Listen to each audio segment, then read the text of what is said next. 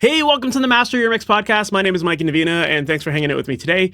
Today, we are doing a throwback episode. We're going back to episode 113, which was with my guest, Simon Grove. And if you're not familiar with Simon, Simon is an Australian producer and session bass player who has worked with some awesome bands. He's worked with artists like Protest the Hero, Intervals, Plini, and a whole bunch more. And this episode was, I believe it was one of our most popular episodes of all time. And rightfully so. This is an amazing episode. You know, with Simon being a session bass player himself, definitely one area of his productions that I think sounds really, really incredible is the way he treats his low end and the bass tones that he gets. And in this episode, Simon goes real deep into helping us get some insight into what he does to get those solid bass tones and to get that bass, that low end feeling solid and locked in with the kick drum and having a lot of clarity there, a lot of polish, but without sounding muddy or overloading a mix, right? And so, in this episode, he goes into real big detail in terms of, what kind of processing he's doing, how he's splitting his channels, and a whole bunch more. So if you are someone who has ever struggled to get your low end to feel polished and to have that clarity, then this episode is going to be really, really important for you. And you can easily take the info he shares here and apply it to your own productions as well.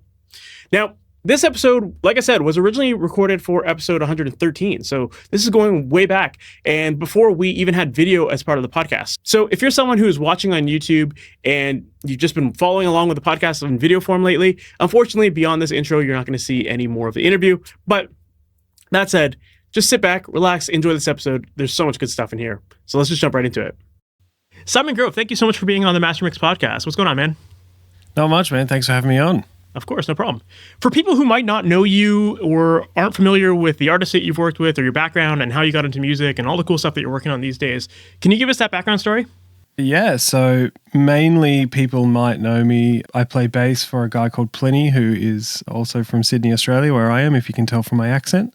I've been a session musician for him since his first gig, which I think was around 2015, if I can remember correctly. So basically, it's been, I've been playing bass forever, since probably I was 13 or so. And ever since then, obviously I would do the usual thing of joining bands and writing music and recording and stuff like that. And I have this very fond memory of working on a record with my band that I was in high school with at the time. And we're in a studio working on just an EP. And I remember looking at the engineer and just thinking it was literally witchcraft. Like I was looking at what he was doing with probably the most basic stuff now, but I was just, completely blown away. And I thought I could never do that if my whole life depended on it.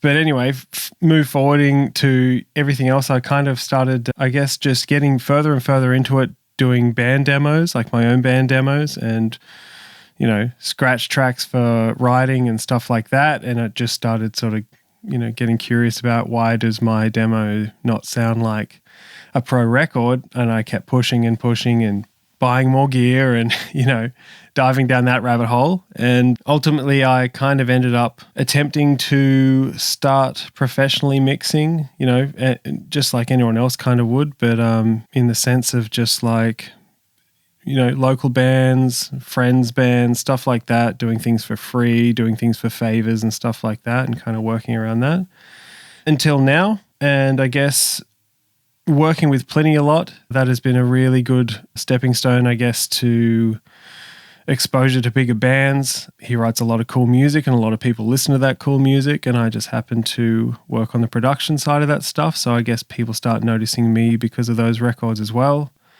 I had a band actually before I was working with Plini, and he was somewhat of a fan, and we actually had him play a guest solo on our record and stuff like that.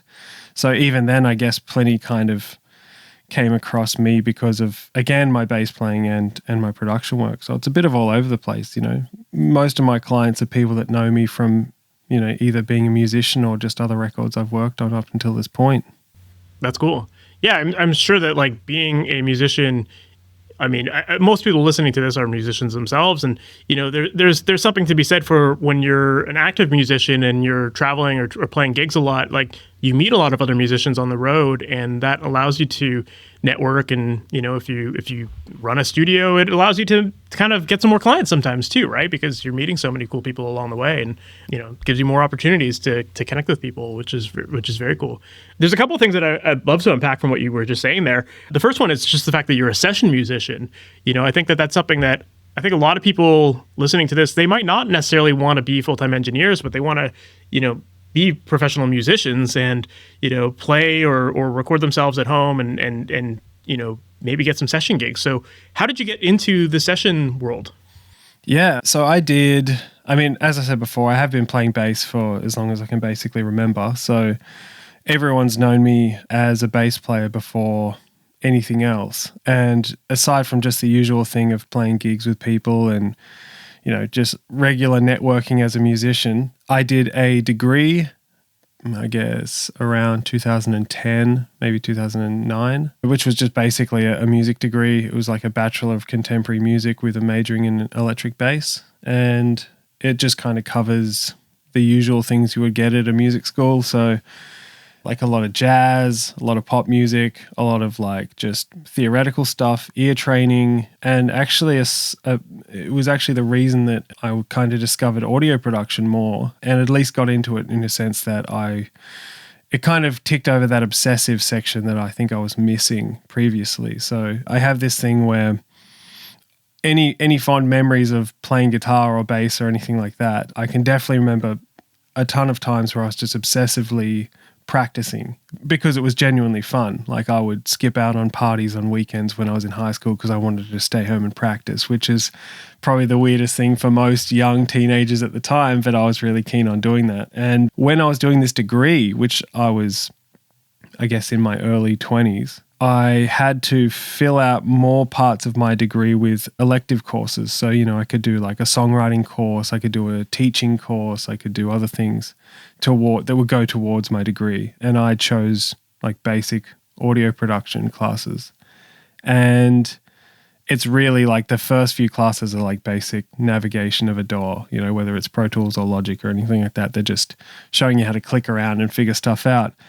But I think I did probably about 3 or 4 weeks of this class, and it just became that obsessive thing. It was nuts. Like I was just, I hadn't experienced anything since I got that obsession with playing music. So I did all that, but I guess that kind of became the balance of being, focused really heavily on playing bass and being, sort of focused on just playing gigs with people and stuff like that. And also, really, really trying to sharpen my skills as a producer and an engineer and stuff. So anytime, I already had this list of people that were just musicians I'd worked with forever. And now they started realizing that I could probably help them with their demos and stuff like that. Yeah, the session thing just kind of came about after just hyper focusing on bass for a good, I guess 15 years at that point. And it just kind of became so obsessive that, I was doing everything. I was doing wedding gigs. I was doing, playing in random bars with any band that I could. And then it kind of came about that some of the guys that I was working with, like Plini and whatnot, were, breaking into the international touring field. So that is a very interesting and very different world to what I was used to. And it kind of came about that I kind of was just committing to these huge international tours, huge in the sense that they were long. Maybe they weren't the biggest gigs. I wasn't playing stadiums just yet, but it was, pretty lengthy tours of pretty intense music. And as you mentioned, it was just became kind of a networking thing.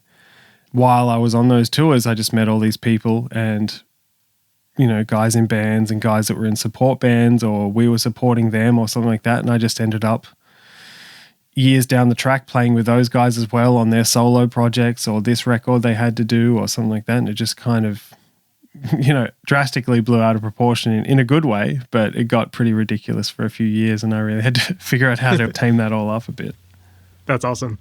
Well, yeah, that sounds like the way to go, really. Like, if you're playing so much that you're kind of just waiting for that opportunity, right? Like you're waiting to find the artist that is actually doing something and that you can get on some gigs with. And, it sounds like you were networking enough to be the right guy at the right time for Plini and other acts that you've played with. So that's awesome, man. I love that. That's wicked. One other topic that you kind of brought up when you were in the intro there was like the idea of when you were learning, you were so obsessive with learning the engineering side of things, and you were saying that you weren't quite getting the results that you wanted, so you were buying more and more gear to kind of try to get better results, right? I'm curious to know how did that work for you? Like, did the gear actually make a difference, or was there something else that was like the biggest factor that helped you grow as an engineer? Yeah, I think the only lucky thing about that whole scenario was the fact that, I don't know, I was an Australian, like, I guess, technical metal, progressive metal musician living in a very weird part of Australia. I was like two hours north of Sydney, focusing on all this obscure stuff that most people in that area and most people in my life to that point wouldn't really understand why I was focusing so much on it. And so that leads to a very particular way of life where you don't have a lot of money to spend on gear anyway. So when I did get like maybe a record for a local band, I would immediately dump that money into a piece of gear that I've probably been obsessing over for about 6 months.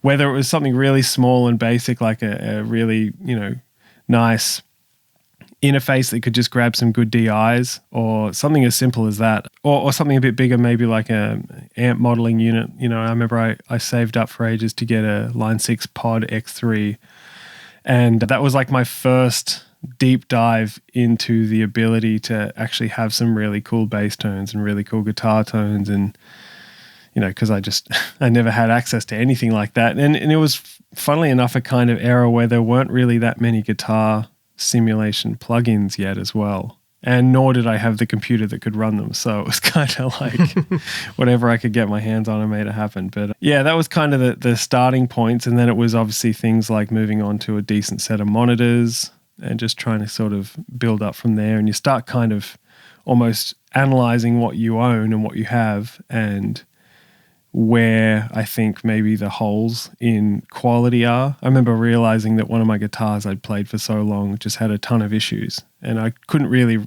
figure it out until I had recorded it for a couple of years and been like, oh, wait, this thing's got like a problem with the frets, and the neck's all crazy, and the pickup's got this earthing problem, and it's just constantly humming when I select it to this, setting on the pickup selector and stuff. So some gear just brings that out, but that was kind of the whole journey with that. Yeah, it was kind of weird.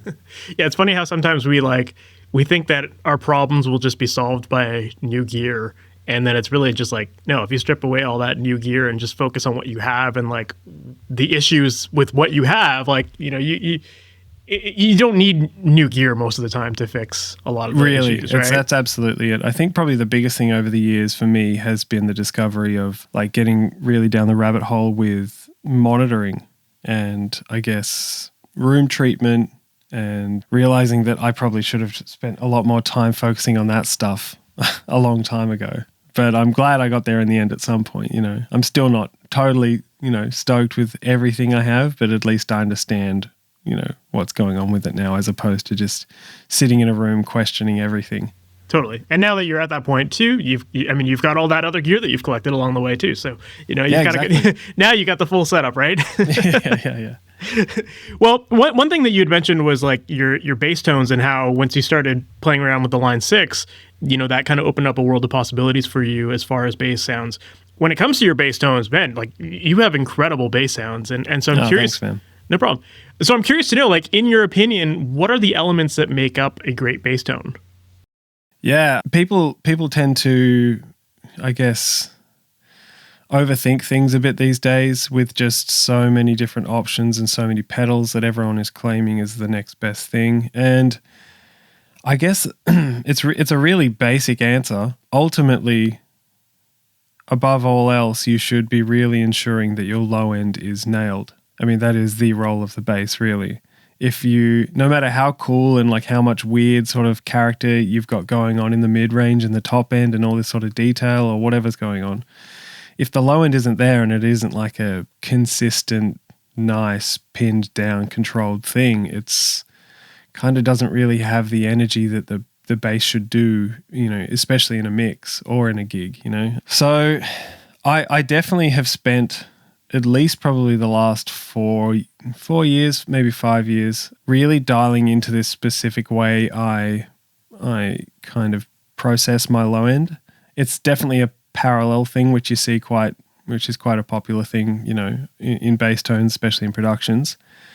But I guess once that's kind of nailed, all I'm really doing is just compressing the low end in a certain way, in a way that it responds without being, insanely dynamic, because I guess you don't really want, at least in my mixes, I don't want the sub frequencies and the real lows like just flying all over the place dynamic wise. I want them really, really held down so that I guess any of the low end punch down there is pretty much drums, any, kick drums, toms, stuff like that.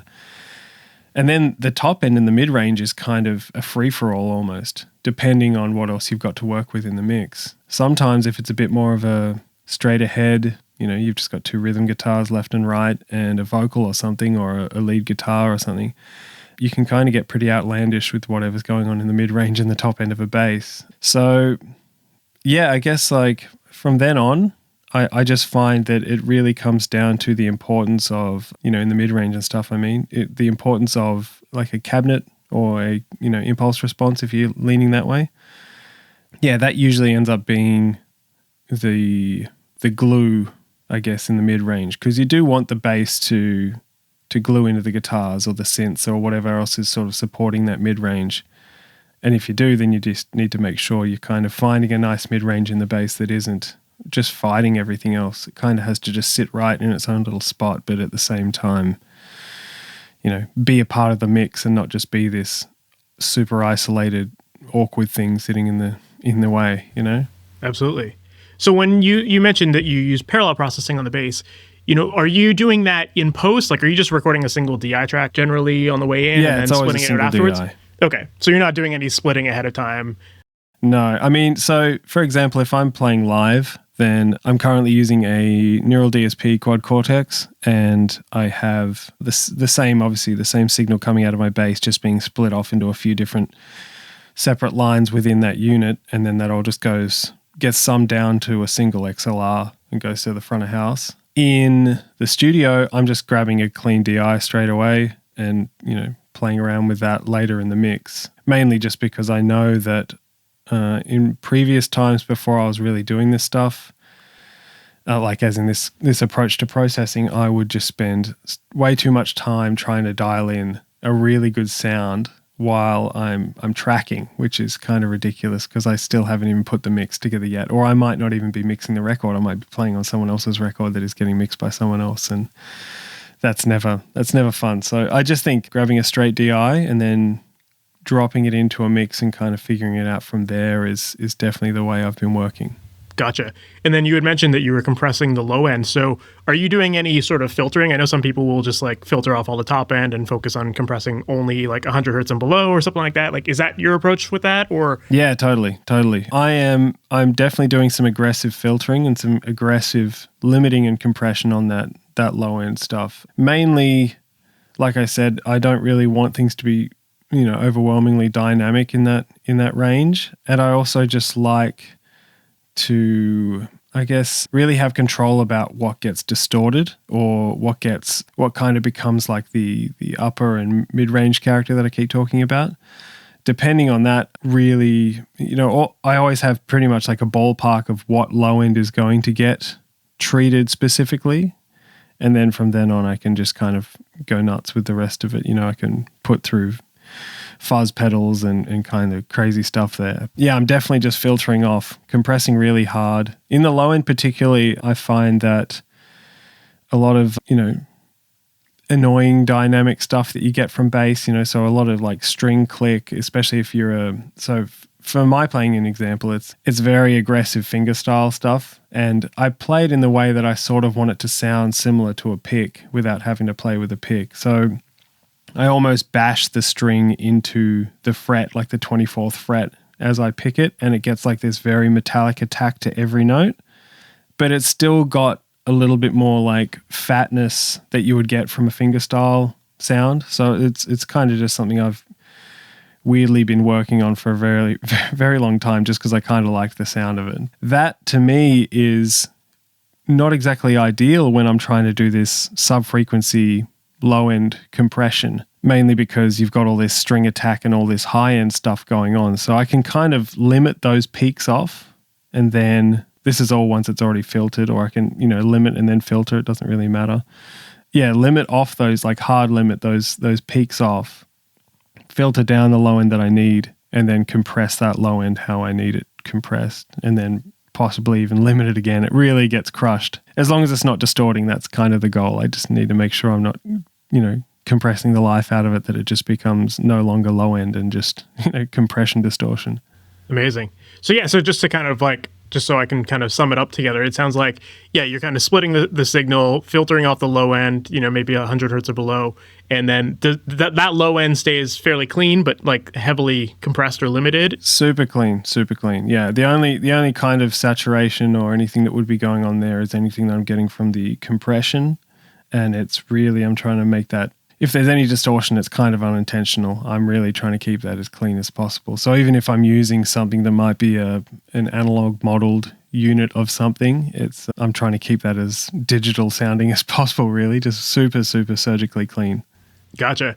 And then the top end, everything 100 hertz and up, basically, and then that's where you might add your saturation, distortion, and some limiting to take care of some of the clickiness of the finger taps. Yeah, you can go kind of nuts with that stuff. I think that's kind of like the fun part of it, really, because, while the low end sounds really powerful once it's all processed and dialed in, it's definitely not very fun to play through that chain of processing because it just doesn't respond like you would want it to. It's just, kind of flat and dead, but it has its role in the mix, especially when, you're not really relying on a bass guitar to add dynamics to a punchy metal record. You're kind of wanting the drums to do all that slam and push and pump. So yeah, the top end, I can sometimes reamp through pedals. I can reamp through guitar amps if I want some really crazy sort of distortion. I can send it through a weird chain of plugins and stuff like that.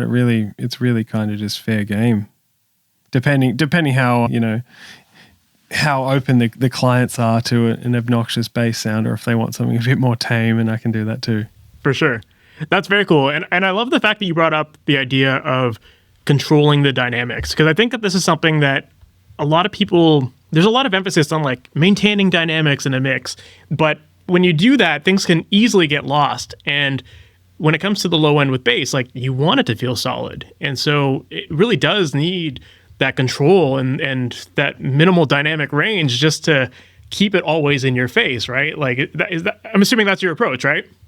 It's definitely like a genre specific thing too as well. Like I think just some of those really big commercial metal mixes always have such a pinned low end in them. It's like such a smooth, fat, like it sounds great, but there's absolutely no dynamic coming from the bass guitar there or any of the low end in the guitars. It's you'll get a bit maybe in the rhythm guitars in like some palm muting stuff, but most of it you just want it to really be exaggerated from the drums. That's kind of the excitement of a metal drum production, is just how obnoxiously big they sound. So, but yeah, you can kind of get a bit more, free with the dynamics in the upper end of things if you're processing that sort of stuff in parallel like we have been talking about. You can let the mid-range and the higher frequencies have a little bit more going on dynamically. So maybe if you got like a slapping thing or just something that's a bit bright and dynamic, you can kind of, I think that's fine to leave that in there. But even then, you'd be surprised with how much you can get away with by just pinning it down again and somewhat sucking the life out of the dynamics, but in a musical way, if that's a thing. Of course. Well, the other thing to maybe ask about is like the relationship between the bass and the kick drum, because that's obviously a really important thing when it comes to the low end. So how do you set your tones up so that you're making room for that kick drum to come through? Are you concerned with that at all in the tracking stage? Yeah. I'm glad you asked if I was concerned about it, because this is one thing that I feel like I've never really worried about too much, and it's never been a huge battle of mine. And I'm not saying that I'm not aware of it. It's more that I think that when I'm dialing in my kick sounds and my bass sounds, I've pretty much done I haven't done the same thing. Like haven't yet done the same processing for just ever. But I think just the way I naturally like to hear my kick drums and my bass guitars, they just naturally want to work together, which is probably convenient for me just to like that.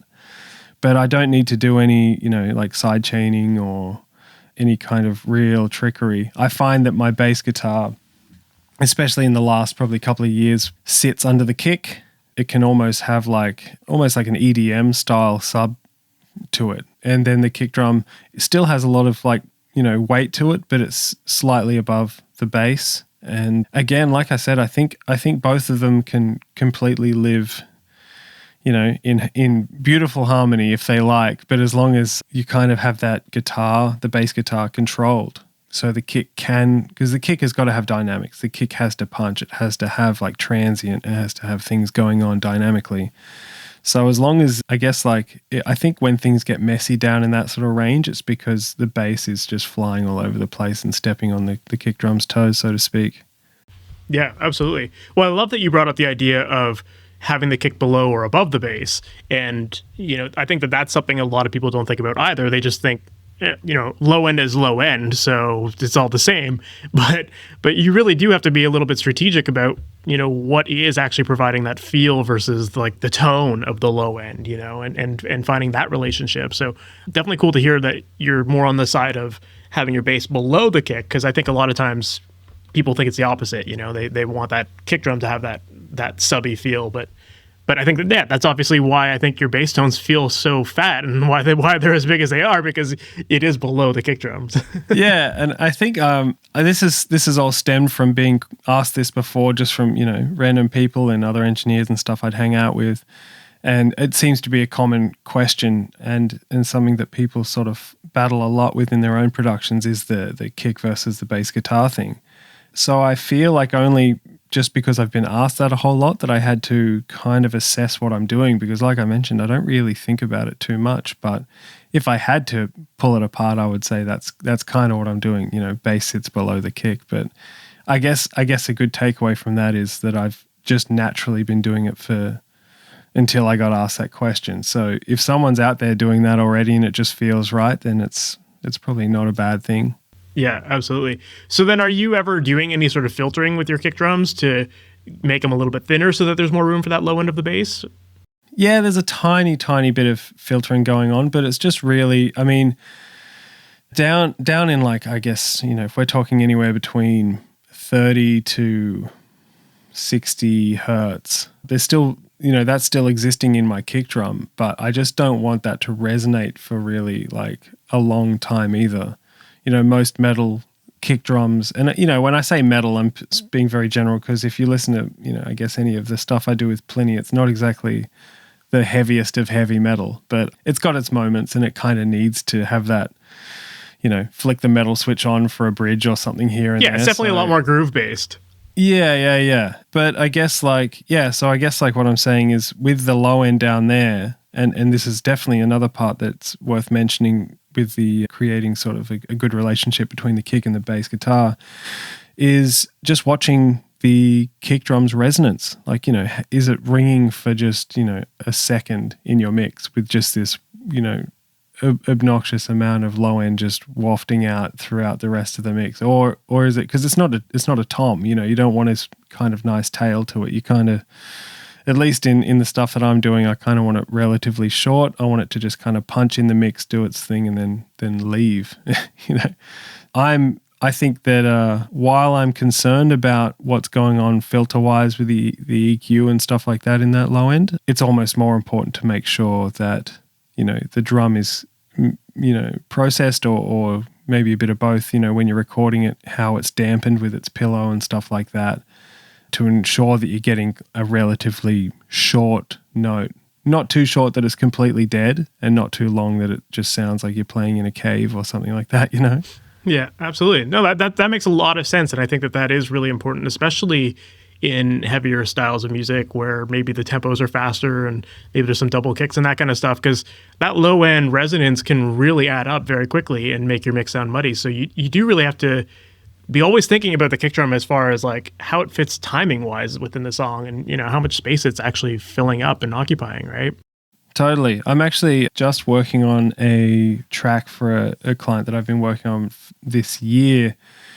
I've done like a couple of their tracks so far. It's a bass player called Evan Marion, and he's a good buddy of mine, and he's a phenomenal bass player. He played for Alan Holdsworth and Tigran Hamasyan and stuff like that. I've just finished the mix for the third single we've been working on, and just particularly in this track, the kick drum is, so it's Dana Hawkins on drums, who is just a phenomenal freak of nature on drums, and he's kind of just got some crazy stuff going on in the kick in this song. And because the other two tracks that I've already mixed were done in the same session, they're just doing these like staggered out singles across the course of a couple of months.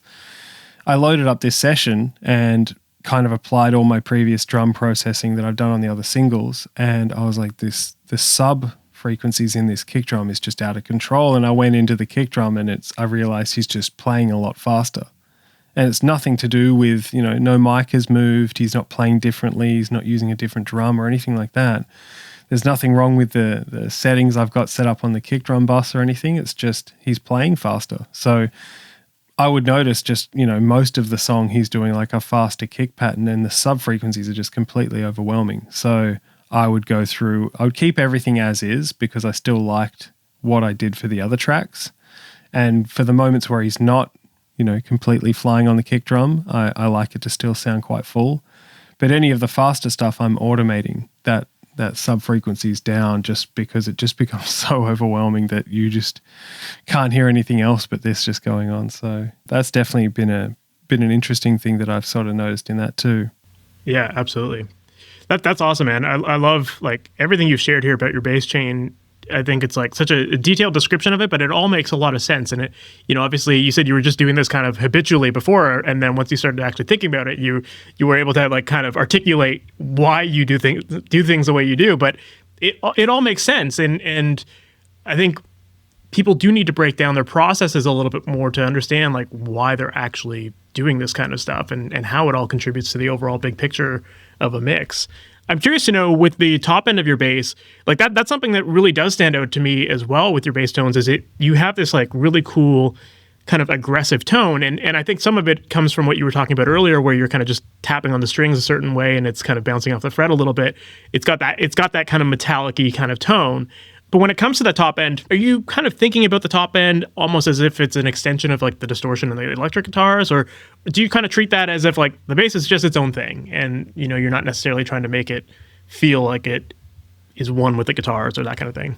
Yeah, I get what you're saying. I guess within the ranges of, say, I don't know, 250, 300 hertz to 1K, it's kind of a very bass guitar-y sound, in the sense that even if I am distorting it, it still doesn't sound like a guitar, or the approach that I take to that frequency band is not really something that, you would do with a guitar. So the upper end though, from 1K up, which is funny because most people would consider that there's not really a whole lot going on with their bass guitars in that range. I can happily, send that to a guitar amp or a guitar amp plug-in and get some like obnoxiously high gain stuff going on in that frequency range. And it kind of just, I'm a big fan of Meshuggah, and I know that they've kind of had that sort of sound for decades, and it's definitely influenced a lot of the bands in the scene that I'm working in as well. So there is a definite benefit to, I guess, just trying a bunch of things. But I guess if I had to kind of, put labels on things, then yeah, that mid-range sort of, let's just say 300 to 1K usually can be anything from a clean Ampeg or like a Gallien and Kruger sort of thing, all the way up until, we go through the Rat pedal or the Dark Glass or something like that, and then we can go up to all kinds of weird saturation if you're not really looking for something super modern. Sometimes just like putting it through Saturn, FabFilter Saturn, and choosing some of the weird saturation settings and clipping that. And as long as it's kind of going through a speaker simulation, like a cab IR, then it won't exactly sound bad. It is very interesting though to be sending a bass guitar signal that has been completely clipped off at 300 hertz though, because that makes all distortions act a completely different way that does not sound very bass guitarish. So it's kind of cool because with all the other parallel stuff going on, you've got all that crazy sub-range frequency stuff going on. You've got, whatever you want to do with the mid-range stuff. You have this weird balance of, it still feels like a bass guitar because it's just got this obnoxious low end. But at the same time, the mid-range is kind of doing its own thing. And yeah, I guess once it gets up to the really high top end, it's funny, I do another parallel thing, which is similar to that. So I have the guitar amp sort of distortion sound at the top end, and then I almost just bring back an extremely clean sound on that like fret click.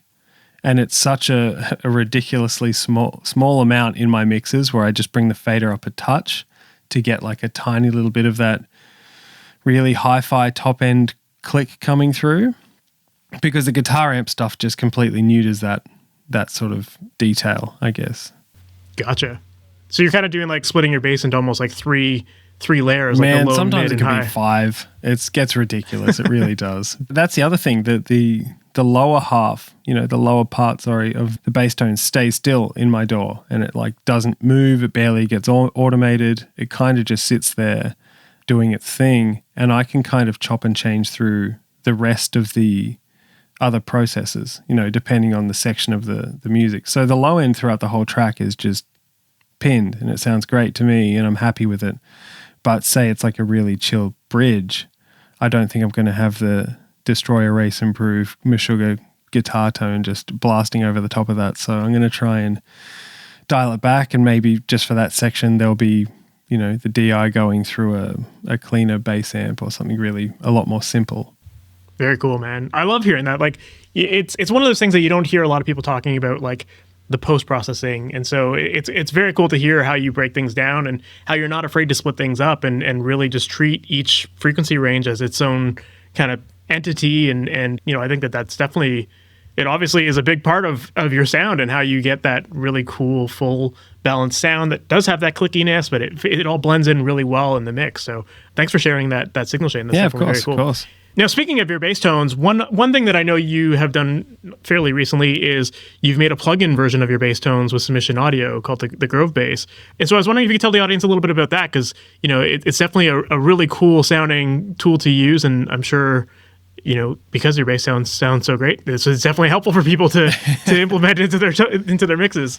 Yeah, well, thanks, man. It's been very strange and also equally very humbling and fun and cool to see this sort of thing get out into the real world, because for the longest time it was just a concept that was kind of like, we'll get it done, we'll do it at some point. And because the guy, my buddy Erman, who masters a lot of the records that I work on, runs Submission Audio, and he was kind of like the first guy to reach out and kind of just suggest, hey, I think I'm going to be it was a very sort of gradual thing. He obviously was focusing more on the software side of things and wanting to develop this stuff over time. And yeah, he got to a point where he was like, hey, I think I'm going to do like more bass libraries. And I think we should do one at some point where not only is it your guitar, but it's also you're sampling it with your hands and your technique. So it literally just sounds like Simon Grove in a box. And I guess like at first I was kind of confused, just because I was like, I don't know if I can't even imagine how that would be, done. Like the sampling process and stuff like that was just so far beyond my comprehension. I know how drum sampling and stuff works, but I guess like just when it comes down to bass guitar, and strings resonating over other strings and sympathetic frequencies and stuff like that, it starts getting, I don't know, just really overwhelming. So I was like, oh, sure, if you guys think that you can definitely do it. So at the time, it was just him and another one of his business partners who was the guy that was kind of doing all the back-end coding and stuff and trying to kind of make all these, what were essentially just giant samples of me playing every single fret of my guitar. He was trying to make it sound like a human being. So there was a point within the first couple of days of sampling where we'd sent it off, and just to kind of get like a quality assurance check on the samples that we had grabbed and that everything was working fine.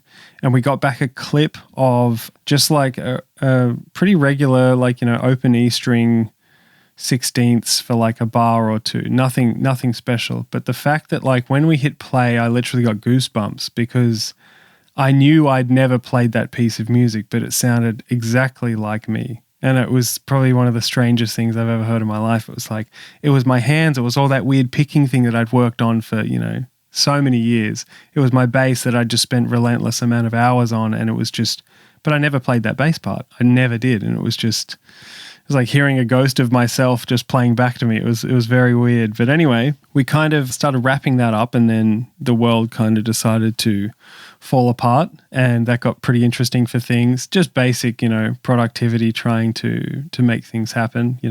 I was trying, even basic things like I was trying to shoot the trailer to launch the video, and my current place was in like a lockdown where I couldn't actually get any camera crew into my studio to help me film anything. So it was just took a little longer than usual, I guess is what I'm saying. Once that finally got out, dude, it's such a crazy thing to see people just like grab copies and go nuts with it. And all these, I think the scene that I'm working in, there's so many phenomenal guitarists and guys that can genuinely write ridiculous music just off a laptop in their bedrooms, and seeing them embrace that product and use it for those exact reasons was by far one of the most like gratifying things of the whole situation. So ultimately, it was a pretty lengthy task. I'm so stoked with how it all turned out. It's got a bunch of built-in pre-processed tones and stuff that I got to mix myself, which was also kind of a concern of mine because I was like, I hope that we could.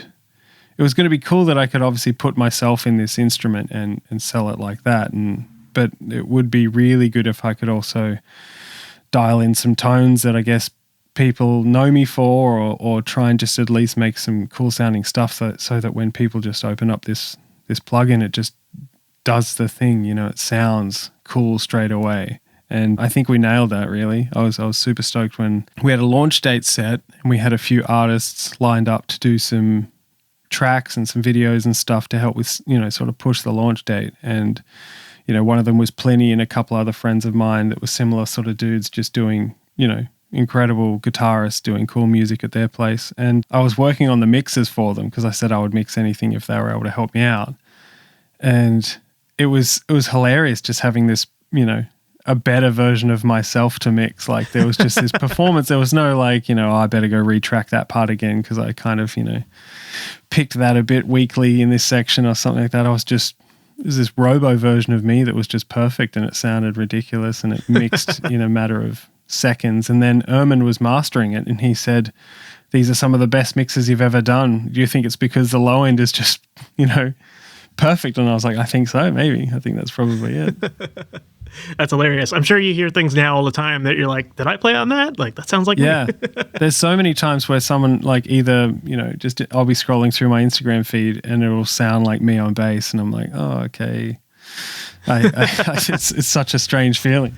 That's awesome. Well, definitely people who are listening to this, like, check it out. It's a really cool sounding plugin, and I think people will definitely be able to make great use of it in their mixes. So that's very cool. I appreciate that, man. Thanks. Yeah. I'd love to kind of shift gears a little bit beyond bass. Obviously, like, bass is such a big part of who you are and what you do. But when it comes to your productions and your mixes in general, I mean, it's not just about the bass. You're great with all the other details as well. And one thing that I was curious to know is that you tend to work on a lot of music that's very intricate, and there's a lot of like intricate drumming. And one of the things that really stood out to me is your ability to make ghost notes sound really clear.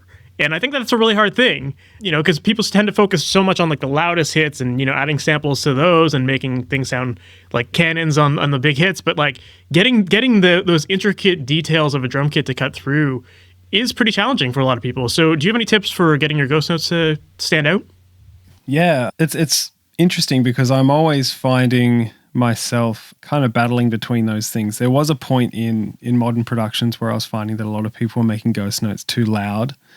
It was like this unrealistic level of compression to the point where, and I don't know if it was actually compression or some kind, it could have been automation, who knows, but either way, there was just this point where rim shots and ghost notes were completely almost the same volume, and it just really clutters up that center channel when you've got vocals and bass and stuff going on. So I guess what I try and do is, luckily if I'm engineering the session, it's a lot easier. If I'm working on like a Plini record, for example, I work with our drummer Chris a lot. And I can kind of tell him when I know it's going to be a really dense section of music that he might need to play his ghost notes a little harder than he naturally would feel comfortable doing. But otherwise, most of the time, if it's something that I haven't had a chance to sit in on during the tracking stage, then I try and find a way of basically just controlling the bleed of any of the cymbals around the snare. That's probably the biggest thing, because as soon as you control those cymbals, you can turn that snare mic up as much as you want, really. A cool thing that I've been doing recently, well, maybe not recently, maybe in the last couple of years, more that I think about it, is using a drum leveler on the snare track, but it's actually not bringing up the louder hits to a certain point. It's actually bringing them all down. So what I basically do is, if I've set up my entire processing chain and it's all sounding great, but there's a few, maybe let's say in a 4-minute track, there is 10 rim shots that are just a little bit more rim than drum, and it has like quite a, sharper attack to it. It really peaks quite hard. No matter what sort of saturation and stuff you're hitting it with, it's still just so sharp. And maybe it's got like a little bit of extra hi-hat coming through on that hit or something like that. It's just got this kind of metallic-y top end to it. I find that running a drum leveler plugin, I can't remember what the name of the plugin is that I use, but it's by Sound Radix. It might be actually called Drum Leveler. Either way, it kind of just looks out for these higher peaks and pulls it down. So if anything, it's pulling the harder hits closer to the softer. So I guess like that might be lending itself a bit to the overall balance of ghost notes versus, the harder rim shots and stuff like that. But overall, there's also just a lot of automation going on in my mixes for that sort of stuff, from going to something that's like a completely meathead drum part, as my drummer would put it, where it's just like, velocity 127 if you're a human being just trying to play as hard as possible. And then you drop down to a bridge, which is, tapping the drums and really, really soft. Then I'm definitely going to employ a lot of different forms of automation to, I guess, just ultimately the goal is to make it sound natural, sound like a drum that's hitting hard, that's also going down to playing soft. Because having like one set of processing on a drum kit with that sort of material just doesn't really work. It never does. I used to hope it would, and I used to try and make it work in mixes all the time, and it just never would. So I always find myself having to automate in one way or another. Do you ever do anything like splitting off the ghost notes onto their own separate track, or is it all kind of just the same snare track? It's almost always the same snare track, but I'm definitely not. Actually, that's funny you said that. I did a track maybe 2 days ago where I did split off the ghost notes and stuff. It was just in a bridge, and it's almost like this very...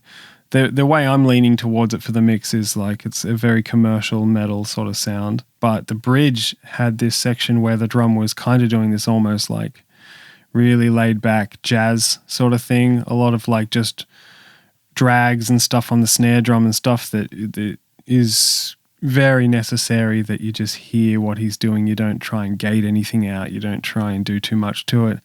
And that sitting on the original snare track was just sounding like chaos. The gate was doing all weird things. I had a transient designer on it that was doing weird things to only, 2 hits out of the 5 hits that was going on. It was just...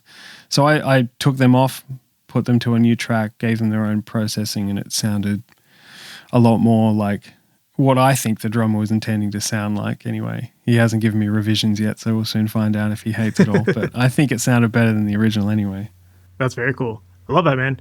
Do you, as far as the main snare track goes, then that was another thing that like I just find your snares really have a lot of bite, but they still have body to them and they sound full.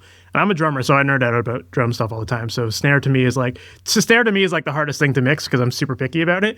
But like I was just really impressed by your snare tones and just how you have this ability to get them to cut through and sit on top of the mix, but in a really glued way with everything else, if that makes sense. So what's your secret for getting snare to like cut through the mix and have its own space? Yeah, I think that's probably the most common thing we're all fighting is just to try and get a good snare sound. So you're definitely not alone there. But I think the big thing that I'm kind of hunting for in most places is again, from an engineering point, rejecting as much bleed as possible from anything, whether it's surrounding toms or cymbals or anything like that. The closer I can get that to being isolated and borderline sample-like, the better. And funnily enough, like most people, will think that you don't want it really sounding like a sample, but it, again, depends on the context of the music. And I guess the term sample has kind of been a bit of a funny label over the years because of just how that started out and how some engineers may have abused that power beyond a point where it just sounded ridiculous. But samples are cool and samples sound, rad when they're done properly. So yeah, if I can get my snare mic sounding like a sample, but obviously with the playing of a drummer, it's kind of the perfect goal. Once I've kind of nailed that, I aim for really focusing on the transient.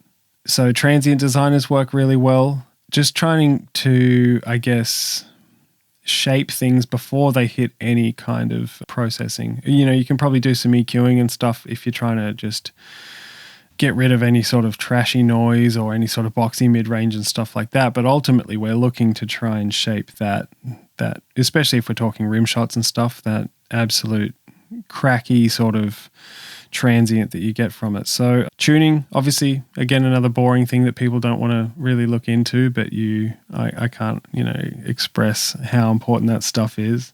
And I think it's important for not only, engineers to know, but I think it's really good that drummers get their head around tuning like pretty aggressively. I still have so much to learn. Yeah, it's so funny how many drummers don't know how to tune a kit. And yeah, they can keep it, in the ballpark once they bash around for an hour or so, but it's like actually getting it to a certain thing where, like, it's funny, like there's some guys that I've worked with where we've kind of, directed. I'm like, oh, maybe that snare can come up. That's all I really need to say. And they do it and it instantly just changes the drum. And they're like, I've never heard that drum sound like that. And I've owned it for 10 years or something. And it's just, they've never really, because they, drummers don't think of that. They don't think about the same way as I don't expect anyone to tell me to try different tuning on my bass guitar. It's like until someone says something like that, you just kind of get put in the scenario and you're like, oh, okay.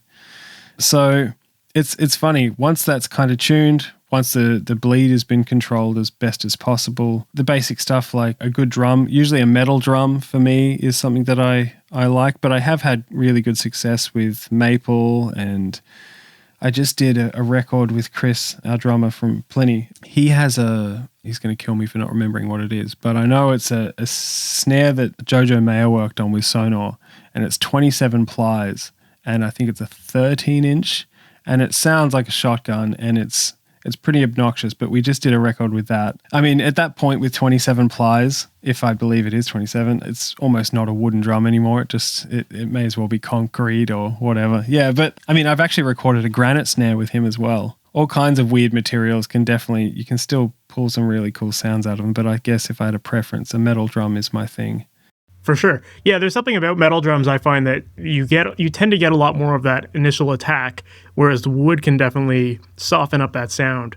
Unless, like you said, you've got if you have a 20 ply or bigger snare drum, then you got a fat wood shell that's going to just give you pure attack. So yeah, I'm totally with you on that. I have one wood snare drum that is 20 ply, and it's like the only wood snare drum that works for me.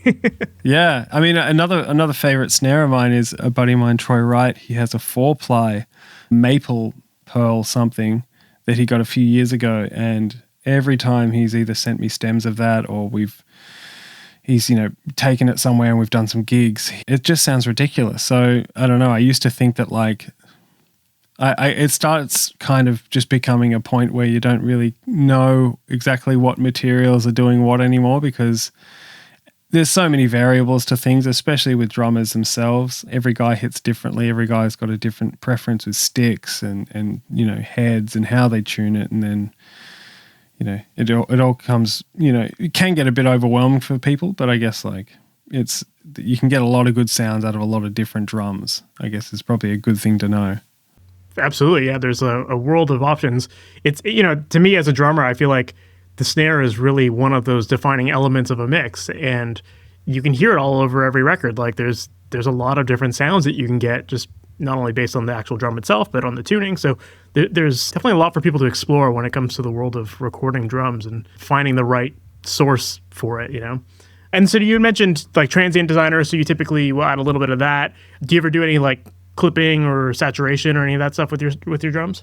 Yeah, definitely clipping and or saturation, depending on what sort of the initial transient is doing. If it's a really transient heavy drum and I'm trying to actually tame it back and fatten it out, then I will go pretty heavy with clipping and saturation. I also like to EQ before the saturation. Usually what I'll be doing is finding the kind of the fundamental frequency of the snare if it's sitting around. Usually a good starting point is somewhere around 200 hertz, and I boost that for a little bit of fatness, and that's always pre-compression as well. So saturation usually comes after compression for me. But again, this isn't the be-all, end-all, and you know, I might change that tomorrow, who knows. Yeah, I'll do that. And another thing is that I find that I do a lot is I tend to put a lot of high-end into my snare mics, and that's usually because I'm probably using some kind of dynamic mic on the way in, so it's definitely going to dull off some of those frequencies and the transient a bit. So yeah, something like the top band of a Neve EQ, like 1073 or something like that, and a nice high shelf. I also find the what's it called, the Mag EQ from, I have it in the, I think the Plugin Alliance. It's the Plugin Alliance ones, yeah. Yeah, the EQ4, I think that is. The top band of that, set around 10K, is a really nice shelf, I find, for all kinds of stuff, but especially snare drums, to kind of give it some life, and it's a very natural sounding top end. It is going to bring in some of your, nastier frequencies of your hi-hats, but, it's all a bit of a gamble, really, and all a bit of a compromise at the end of the day. For sure. But like you said, you're kind of starting the signal chain with a gate usually, or maybe it's just mic positioning to really isolate the snare and get rid of all of that hi-hat bleed or cymbal bleed, right? Yeah, I actually rarely gate my snare, which is probably something that seems a bit weird to most people. If I do use a gate, it's most likely going to be the Oxford drum gate. I don't know if you've played around with that, but it's kind of a pretty absurdly intelligent drum gate. I use it all over my kick drum and my toms. It's pretty much been permanently on my kick drum and toms since it came out. Snare, it's a little funny because basically, from what I understand, it was a product developed via machine learning. So it learns what a whole bunch of snare drums sound like, and then when you set it to listen out for snare drums, it can kind of gate out everything else that isn't a snare drum, and it usually works pretty well. And if it doesn't, you can tell it where it's gone wrong and it fixes it. But when you start getting into really fast technical stuff, lots of ghost notes, lots of like weird linear stuff where, there's always going to be certain, drums popping in and out around these snare hits, it gets pretty almost overly complicated. And you can also get to a stage with it almost too easily where you can just get really unnatural sounding snare drums. So yeah, I have this thing where I ultimately end up not really gating my snare, and I just, desperately try to balance that out so that I don't just have what ultimately becomes, with all the compression and all the top end enhancement that I'm doing, it almost becomes a cymbal mic at some points. But I definitely try and balance that out so I don't have tons of cymbals in the center channel again. Yeah. As far as getting that balance, is it just a matter of moving the microphones around to get that isolation? Yeah, definitely a solid focus on microphones in general, microphone selection. But also, I guess what I like to find is within the stages of compression and transient designing that I'm doing on the snare track, as long as that snare is kind of, hitting the way I want it to hit throughout the mix, I usually find myself that I actually need to almost always pull my snare drum down. It's always mixed so loud and I need to pull it back. And once I actually find that sweet spot where it's hitting really nicely, it's almost just naturally pulled down that cymbal bleed enough that it doesn't really become a problem. If there's any like really sparse open sections where it's a bit more obnoxious, I might get into automation then and do some things, or maybe turn on a gate for a certain moment or something like that. But most of the time I find gates either kill my ghost notes and I need to do insane amounts of automation, or they change the shape of the transient and I don't really like what they've done to it. It's either softening the attack or just doing something a bit strange to it that kind of is a bit of a vibe kill, I guess. Yeah, absolutely. Yeah, it's definitely one of the risks of using a gate is that it can be a little unpredictable sometimes as far as like how it's going to react to your drums and how it's going to change up the sound. So yeah, if you can avoid it, that's very cool. And especially when you have the ghost notes, because yeah, most of the time you're going to be probably gating above the threshold of those ghost notes, and you're going to lose all that detail. So definitely cool to hear about that. Another thing I wanted to ask you about, this kind of ties into what we were talking about earlier about how, when you tend to work on a lot of like intricate music, is that with a lot of that like proggy technical stuff, there's definitely a big need for everything to sound super tight and locked in as far as like, guitars locking in with the drums or bass and that kind of stuff. So how integral is the editing process for you? And like, to what degree are you editing your tracks after you've recorded them? Yeah, that's a good one, because I think it's something that I've wanted to actually maybe make more of a statement about it lately, because it's becoming a pretty important thing in my productions. And at first, everyone thinks editing is just fixing up all these mistakes and, correcting everything. I mean, I am very lucky to be working with some pretty ridiculously talented musicians, but they still need editing, and it's got nothing to do with how much they practice or anything like that. It's got a lot more to do with just how my job works, when I get to the mix. And it's stuff like I was talking about when it comes down to, the length of the kick drum and those tiny weird details. I've been working on a record lately, and it's required a fair bit of editing, and it's not a problematic thing, but it's just in order to really achieve the sound that this band is going for, I need to make sure that there's just certain characteristics in the bands that they're influenced by are matched with their record. So for example, if there's any really big drops where, the entire band comes in on the downbeat, anything to do with like maybe the tiniest shuffle of a guitarist's hand on the fretboard before that downbeat, or maybe the bass guitar's a tiny bit early, and I mean by the tiniest bit, I kind of have like this very analytical moment where I pull together a mix that's sounding pretty great, especially if it's like the second track I'm mixing. Maybe I've already gone in and dialed in a mix on the first track, and I've loaded up all the settings again for track 2, but the editing hasn't been done for track 2. And I start noticing these things because, one, I definitely don't mix, and I don't ever want to mix in a way that I'm hiding mistakes or hiding flaws. I don't think that's really like a good sort of approach to take. In an ideal world, you want everything to be up front and you want things to be noticed. I'm trying to, but when the microscope of mixing gets turned on, it also brings out all those things, all those tiny little things. Sometimes it's the drummer sitting back in his chair and his throne squeaks a little bit, or it's, some weird resonance in the drum room that you just didn't hear because there wasn't, super amounts of compression on the room mics at the time or something like that. So I am going through and editing stick clicks and, all these kind of things and pulling them out of mixes and making sure that, another thing I'm noticing is like unison lines, a lot of like guitars that have like a bass guitar thing following it, or like a keyboard line that follows it as well. Those things have to be pretty nailed, and there can't really be a lot of room for looseness around that sort of stuff, because it really is like such a huge part of sounding, I guess, what people perceive as professional.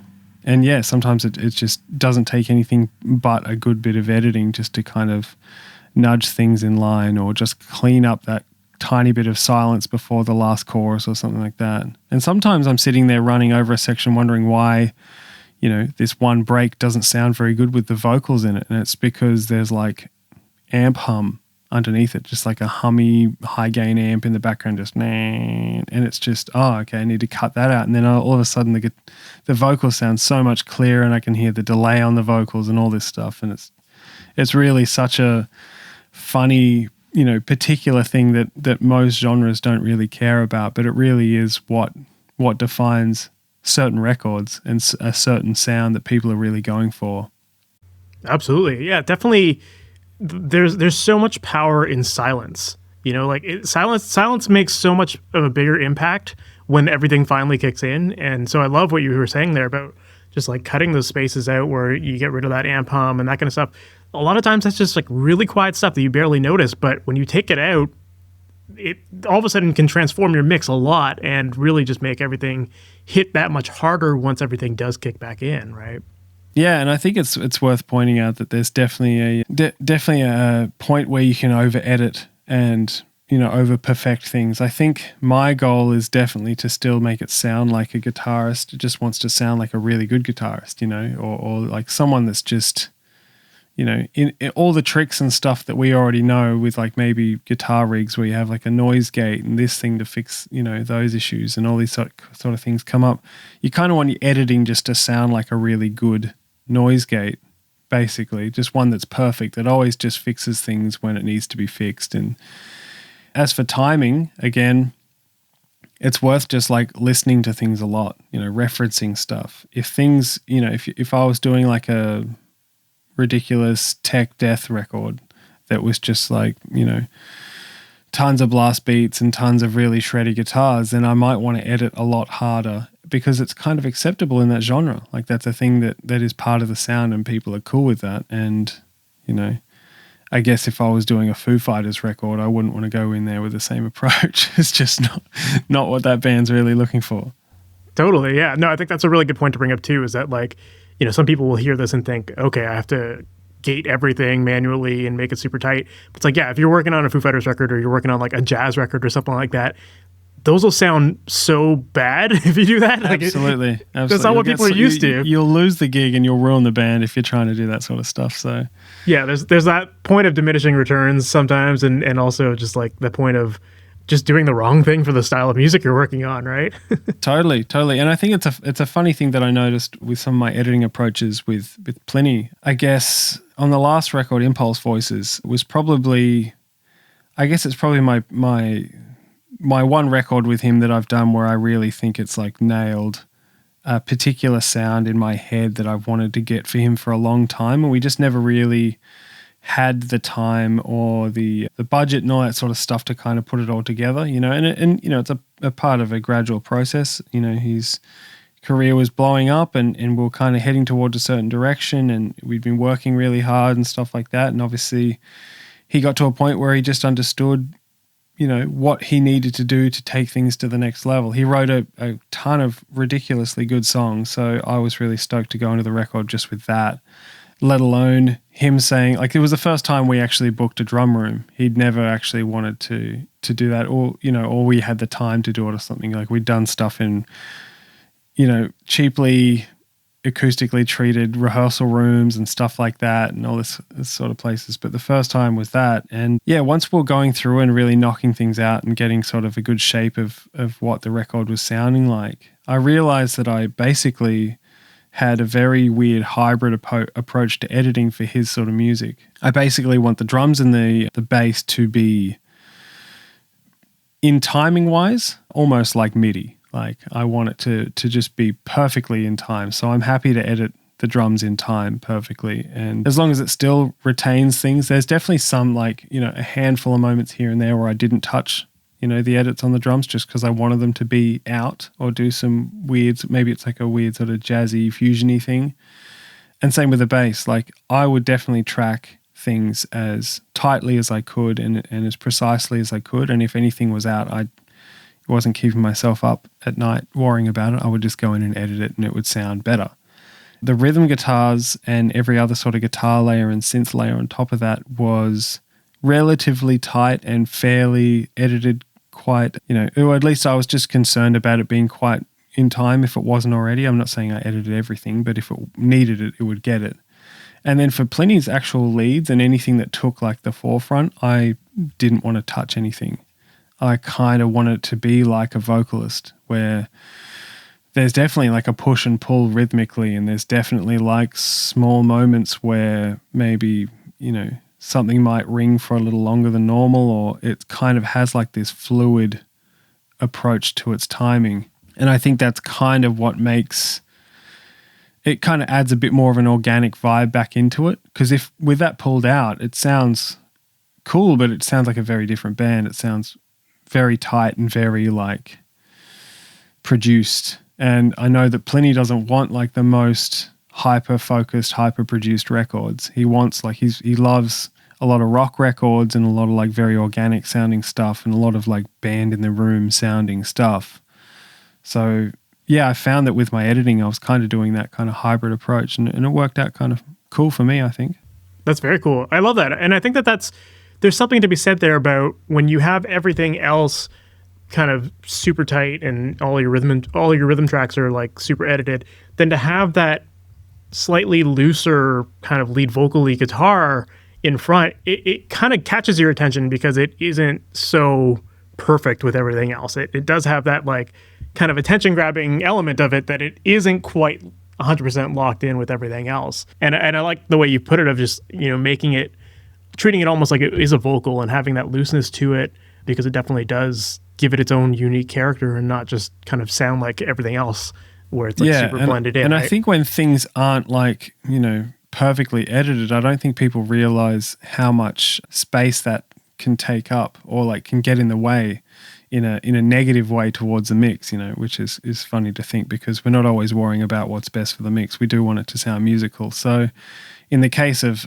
going back to Plini's leads, like, yeah, they might actually be what you would consider technically out of time in certain moments. But on top of that, you've also got those out of time notes covered in delay, which are now also out of time. And the reverb's also adding on to that. So you really do start creating quite a, I don't know, it can get quite chaotic if it's not reeled in. So, which is definitely the reason that I try and tighten up the rhythm section and the backing elements to be rock solid. And I can pick and choose where things can get chaotic, as opposed to just having no idea and it just all getting out of hand very quickly. Yeah. Well, you had mentioned the idea of tracking and how you like to track everything sounding like super tight. And when you're working on intricate guitar parts and lead parts and that kind of stuff, what are some of your tips for capturing guitar lines clearly and getting those super tight performances?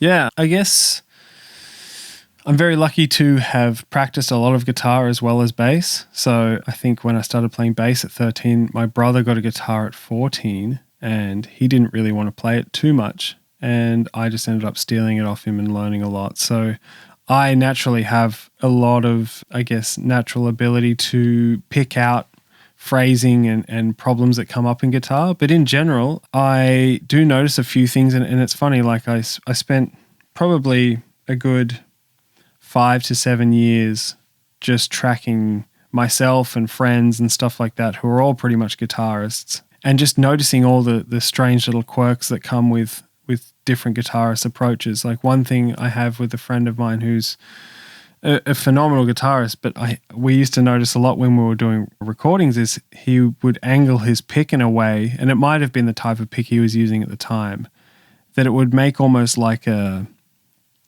tapped note sound on the string, like a very high-pitched squeak. It wasn't quite a harmonic, but it would just squeak. And if he did like a shotgun run of notes where you just hear this, constant note, you would have this squeak coming off every single note that he was playing.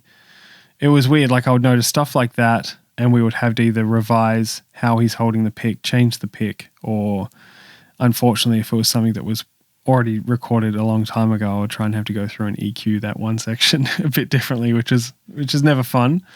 Other things I notice is like guitar resonances and setups and stuff like that, strings ringing out, or like certain parts, if you've got like a Floyd Rose and the springs in the back are ringing out because you're playing quite aggressively. Sometimes that can come through on the signal and stuff like that. So aside from those technical things, I would say that by far the most overlooked thing in guitar tracking is awareness of tuning.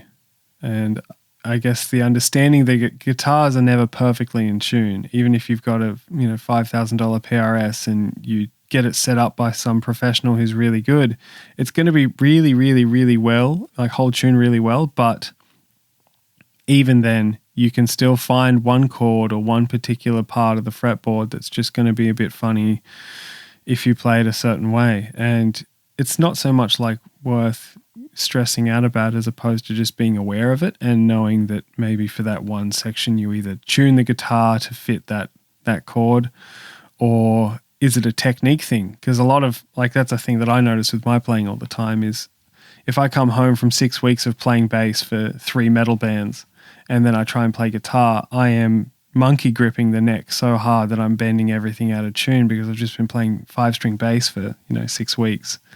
So sometimes it's just a guitarist squeezing too hard. Sometimes it's like a really energetic, heavy section and they pick hard, but they need to realize that the fretting hand cannot be, having that same ferocity. It needs to be still delicate and just enough pressure to get the fret fretted without being bent out of tune. Those are pretty much the main things, and I am permanently getting people to send me a re-recording of this one part here and there throughout their record. I'm like, oh, this guitar chord's out of tune. Can you fix this? Or sometimes if it's like, depending on the part, I'll ask if I can just plug in a guitar and record it because it'll be quicker and I know what it needs to sound like. And some people just can't hear that. No, I'm not like, shaming them because most of the time they're phenomenal guitarists too. They've done a whole lot of work in very different fields than what I'm doing. And it's if it's anyone's job to hear this stuff, it's mine. So that's what I'm here for.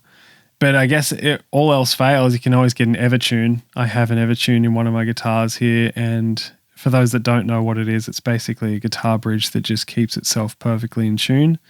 It can still have its own little sort of faults here and there, but overall it's pretty flawless. And I would definitely recommend that if it's a weird thing to experience, aside from just all the physical things that it defies for most guitars. It's a weird thing to experience guitars that just sound really like incredibly in tune. It's sometimes like I will realize how good my gear is just because I'm playing a really well in tune guitar. And I'm like, oh man, this amp's sounding great today. Or what have I got it set to? Or what are the pedals that are running in front of it? It's none of that. It's literally just the guitar's properly in tune and it just sounds phenomenal because of it. It's so funny. Yeah, absolutely. It's definitely really cool technology that I would love to see like more widely adopted, like to see it in a lot more music stores and stuff like that. Cause yeah, for being in the studio, it is definitely like a critical tool that just can make your life so much easier and probably save you hours and hours of just tuning time, so. For sure. There's definitely some, purists and stuff like that. And I can definitely tell myself that just from owning it, it definitely has a sound and a feel to it. It's sort of, because it all technically is just like a very complicated tension system, which relies on springs and stuff like that. So the string does feel a certain way, almost like if you had like a Floyd Rose or something, there's a certain tension and give behind it when you pick really hard. But that said, and tonally it's got a thing too, as opposed to something like a really solid, I guess like a hip shot bridge or something fixed, it does sound a little smoother on like the transient and a bit sort of softer in general, but I guess the trade-off is just ridiculous, especially if you're not doing like really particular, hyper-focused metal sort of stuff. If I was doing any kind of rock or similar sort of stuff, it would be my go-to for sure. Gotcha, for sure. And then lastly, when it comes to tracking, are you tracking in small chunks to make sure that you're getting all those intricate lines down perfectly? Yeah, definitely. The main two things that I'm doing is that checking the chords and pretty much just going through, and if anything else needs patching up, going in and patching in just one chord at a time or something if it needs to be. And then anything that's like obnoxiously technical or anything overwhelmingly that needs to be synced up with maybe other parts or other unison lines.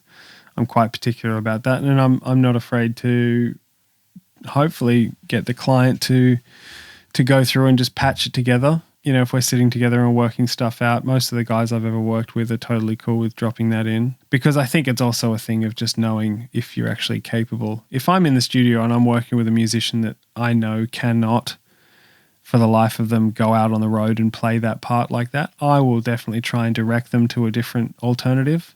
But at the same time, that's not really my place to, sort of coach them on. But there is definitely a stage where it's like, we're going to be doing this all day if we keep trying. I'm not a person to slow things down and speed them up later or anything like that either. So if you can't play it, even in small chunks, it's probably worth revising, and there's no shame in that. It's not, it's not the Olympics. It's just more about like finding an alternative line that sounds cool or a different idea. But yeah, chunks, breaking things up and comping ideas are totally cool with me. I mean, vocalists have been doing it since forever, and I would say arguably some of the best vocal takes in the world have been probably comped that we're completely unaware of. Of course, yeah. No, I love that. That's a really good comparison. So, yeah, man. Dude, I don't want to keep you up because I know it's like 2:30 in the morning your time. So, I appreciate you spending the time here. And the way you've broken down your process is just incredible. And I could tell that you've given a lot of thought about how things fit in the big picture of everything. So, thank you for taking the time to do this. I really appreciate it. No, thanks for having me, man. I really appreciate it. So that was my interview with Simon Grove, and I really enjoyed that episode. I thought he gave us a very extensive breakdown of his processes and understanding why he does everything the way he does. And it was really cool to hear his breakdown of his bass signal chain, but also how he tackles drums and guitars to just make sure that everything sounds really tight. And I thought it was a really good point that he brought up when it came to the topic of editing and how even if you have great musicians, editing is such an important part of the process. And this is something that I think a lot of people overlook. They think, well, you don't need editing if you have great musicians. But the truth is that editing can definitely add a lot of impact and power to your mixes. And sometimes that's just a byproduct of removing silence or background noise, that kind of thing. So editing, despite having great performers and great performances, it's not something that you should gloss over. And this is something I see people do all the time. They just kind of skip over it, wanting to jump into the mixing stage to make things sound great there. But when you take the time to actually track things properly and then edit things properly, mixing becomes so easy because you've already created so much space and clarity in your tracks that mixing isn't as much of a challenge because there's less to clean up. And the space between notes is such a important thing, and that's something you can only really get when you're properly editing your tracks. So I'm glad that he brought up that topic. I think it's really important, and definitely make sure to implement that into your own process if you're not already doing that. So with that said, we've reached the end of the episode, and guys, thank you so much for sticking around to the very end. I really appreciate it, and I can't wait to chat with you in the next one. We'll talk soon. Have a good one. Thanks for listening to the Master Your Mix podcast. Please make sure to subscribe on your favorite podcast app and leave a review. If you have any questions or comments for the podcast, send an email to questions@masteryourmix.com. And for more information on how to create pro recordings from your home studio, visit MasterYourMix.com.